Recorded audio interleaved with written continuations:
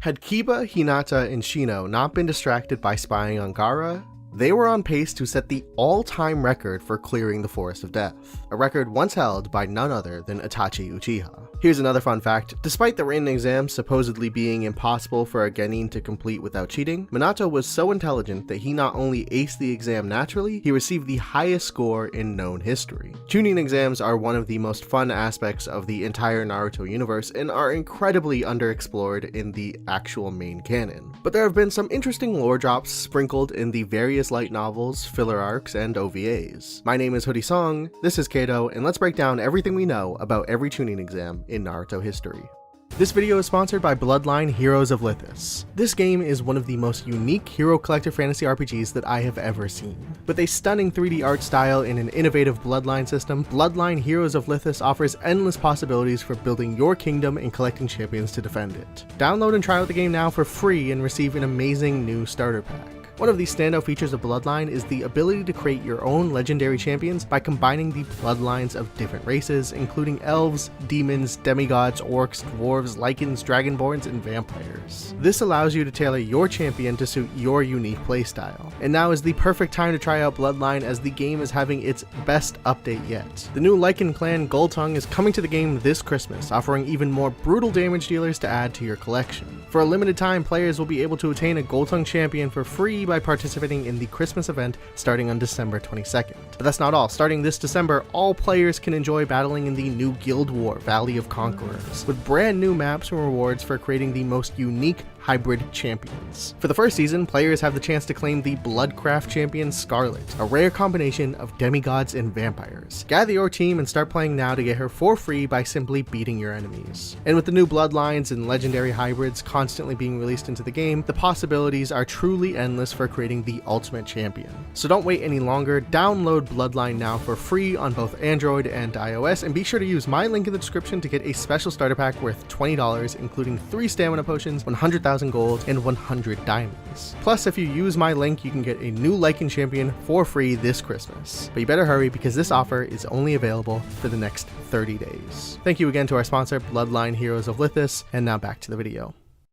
This character's name is Manabu Akkad, and apparently he graduated from the academy alongside Kakashi. Yet we first meet him a decade and a half later trying to get his Chunin promotion in Naruto's first go-around. That's about 17 years of straight failing, and yet this man has clearly never given up. Almost feels like he earned the title on that resolve alone, but hey, I'm not an exam proctor. There are 2 different kinds of Chunin exams. Before the Third Great Ninja War, every village had its own, which makes sense. You don't want to send your future generation off to another village you don't necessarily trust. After the war, however, we had these bigger collaboration exams with contestants from most of the other villages. The Chunin exams became a sort of substitute for war. Rather than spilling the blood of thousands, these genin would compete for sport and show off their village's strength and future potential in front of the world. The first Chunin exam we know about is a Leaf Village only exam held in the middle of the Third Great Ninja War. We'll start with the second round since that's really all we have information on. It was some sort of team battle event with the existing 3-man cells. Team Kakashi alongside Obito and Rin managed to take down Team Guy alongside Genma and Ebisu. We don't see this fight happen, but apparently Obito was the weakest link, having been knocked down by Guy and subsequently carried presumably by Kakashi and Rin. Then we had a team of Ibiki, Hayate, and Tokara beating out a team of Anko and 2 unnamed shinobi, which I think we could assume was Orochimaru's 3-man cell. The third round was another series of 1v1s, as is tradition with these types of events, and while we don't know every matchup, apparently Obito got his rematch against Guy and lost once again. Guy eventually went on to lose to Kakashi, who did get his Chunin promotion after this exam was over. Do keep in mind though, the point of the final stage being a one-on-one is never really about winning the tournament, it's about showing the intellect and judgment of a Chunin. While Kakashi did win and get his promotion, it's possible that someone like Guy also got his too, because you could still lose and demonstrate adequate skill, like we saw with Shikamaru in the actual Chunin exam arc. Think of winning as like getting more chances to show everyone what you're made of. It's helpful helpful, but far from necessary. Still, that's the only Chunin exam we know limited to just Konoha, though they hold these things at a pretty frequent rate, so we could assume there were plenty more besides that. Going chronologically, the next Chunin exam is the one that everyone remembers from part 1 of Naruto. Since we all probably know most of what happened, let's just go over some of the highlights. The first stage has always been one of the more interesting parts of the exam for me. You have 9 impossible questions with the goal being to cheat through them. If you manage that, then you have a 10th question meant to test your fortitude. Ibiki told everyone that if they failed to get this final answer right, then they could never become Chunin. The catch is that refusing to answer is an automatic failure too. We all remember Naruto's never give up speech, and apparently thanks to him alone, more people than anyone possibly expected passed this exam. Bringing us to the famous Forest of Death. Outside of the Orochimaru surprise, it went about as they planned. Teams were given one of 2 scrolls, and they had to find and take the other to a building in the middle of the forest. While Kiba, Hinata, and Shino were off to a strong start, Gaara's team managed this in record-breaking time. Then, thanks to how many people passed, we had a surprise set of preliminary 1v1s. Unlike the final 1v1s, where winning isn't necessarily the most important, you had to win the preliminaries in order to reach the final exam. This is, of course, where we had the classic Gaara vs. Rock Lee fight that everyone remembers fondly. It's also where we had the abysmal Naruto vs. Kiba fight and the much besmirched Ino vs. Sakura fight. The finals were held a month later, and pretty much all of the genin went through their own little training arc. Naruto met Jiraiya, and Sasuke was trained by Kakashi. Shikamaru lost in the first round to Temari, Kankuro ended up forfeiting to Shino, and Naruto managed to shock everyone by beating Neji. Then, in a twist that is still just as crazy decades later, the Sand Village and Orochimaru decided to attack in the middle of the Sasuke vs. Gaara fight. Powerful shinobi showing up in the middle of these exams is kind of a theme as we go forward. Seeing as that's where the exam ended, let's take a look at the next one. The next exam was a Leaf Village, Sand Village only tournament taking place in a Shippuden filler arc. This exam was meant to show the Sand Villages and Leaf Villages alliance to the rest of the world and prove that they were as strong as ever despite the many hardships that they just endured. Out of 123 genins participating, 100 of them were exclusively from the leaf or the sand. But it also had another purpose, which was to hopefully draw out the Akatsuki using Gaara's one tail as a bait. This time, the first stage was supervised by Shikamaru himself. It was a written test where every 3-man team was split up. Each member had to pick a different question out of 3 to answer, so it's kind of like guessing which question which teammate can actually get right based on just knowing them. If you get it right, there's a trick question. The team has to pick one member to single out to fail. The trick, however, is that if you actually pick anyone, all 3 of you fail. Because this takes place in between the original series in Shippuden, and Sasuke and Naruto were away from the village at the time, and Shikamaru had already been promoted, Sakura actually ended up teaming up with Choji and Ino. And of course, alongside them were the rest of the Konoha genin with Team Kurenai and Team Guy. One really interesting detail is that the Jinchuriki of the Seven Tails, Fu, was also taking place. That's about as good a bait for the Akatsuki as any. Once again, more people than expected ended up qualifying, so to weed out the participants, the exam held a preliminary race. The first 30 teams to reach the Demon Desert in 3 days would qualify. Pretty much everybody you'd expect ended up passing, and then we were on to the second stage. Just like before, each team was given one of 2 scrolls, with the goal of finding the other scroll and heading to a building in the center of the desert. This is where things got a little interesting. The bait for the Akatsuki didn't quite work out. Someone did end up coming for the tailed beast, but it was a man named Hoichi. Hoichi had a special sealing jutsu that could extract tailed beasts, and during the exam, he took Gaara by surprise. When Fu came to take him, he ended up defeating and immobilizing her too. During the extraction process, Team Guy intervened. It was Neji who ultimately defeated Hoichi and saved the 2 Jinchuriki. It's pretty strange to think about how someone very few people even know existed almost had 2 tailed beasts under his belt, but such is the nature of filler. After this attack, the rest of the exams were called off. It's becoming a bit of a tradition at this point. Every village was sent a performance report of the various genin there, and it was up to the individual villages whether or not they wanted to make someone a Chunin. And as we know, the major leaf genin got their promotion. Then we have the most recent Chunin exams. 15 years after the events of the 4th Great Ninja War, this was the single biggest exam ever, with all 5 villages deciding to participate in force. You could think of this as a bit of reconciliation between the great villages. Nobody wanted war anymore, after all. The first stage was proctored by Shikamaru and Sai. They're given a true or false question from a book, and they all, as teams, have to stand next to one of 2 flags. The trick is that the book in question isn't actually real. The flags are just traps, dropping everyone into small pits, slowly filling with ink. Genin, who don't let any of the ink stain their clothes, are the ones who pass, since they, quote, didn't give up even in the face of failure. There's an inkling of a good idea here, but this feels like one of those exams where you either have a jutsu that works in this situation or you lose. But I suppose that's more or less true of Naruto's written exam as well. The second stage is much more interesting. Teams are paired off to play capture the flag in the hidden leaf. The only special rule is that they can't actually go so far as to kill each other. This is where Team 10, Team Konohamaru, and Team Shinki ended up making it through.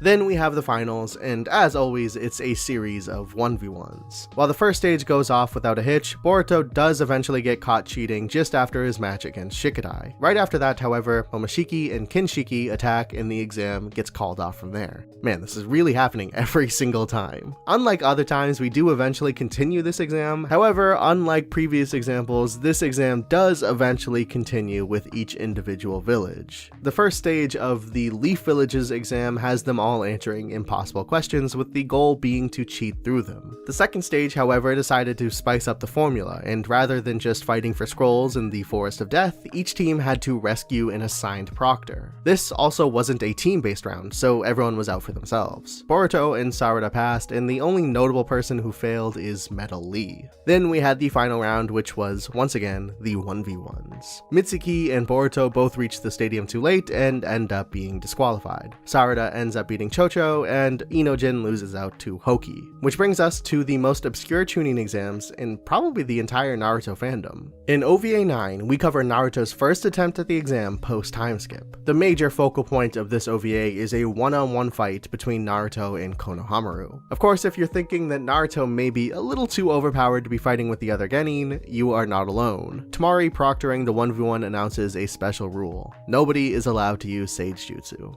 You know, for a short OVA, I actually did find Naruto's fight with Konohamaru fairly compelling. Konohamaru was clearly outclassed in pretty much every aspect, but his determination to land a hit ended up swaying the crowd to his side and making the whole thing a pretty emotional moment. Wanting to give Konohamaru his all, however, and having not listened at all to Tamari giving out the rules, Naruto ends up using Sage Mode and is immediately disqualified. This is presumably where Konohamaru became a Chunin, and he definitely reminds Naruto about it every chance he gets. And that is the results of every Chunin exam in Naruto history. If you like this content, make sure to subscribe, hit the like button, and turn on that notification bell. Before I go, I just want to give a quick shout out to all of the incredible patrons over at patreon.com/KatoYT. We're super active in our patron Discord server, occasionally throwing some late night anime and movie watch parties, so if that's something you're interested in, pledge just a single $1 to get an invite. You could also follow us on Twitter at KatoBeyond. Links to everything will be in the description. Again, my name is Hoodie, this is Kato, and thank you for watching.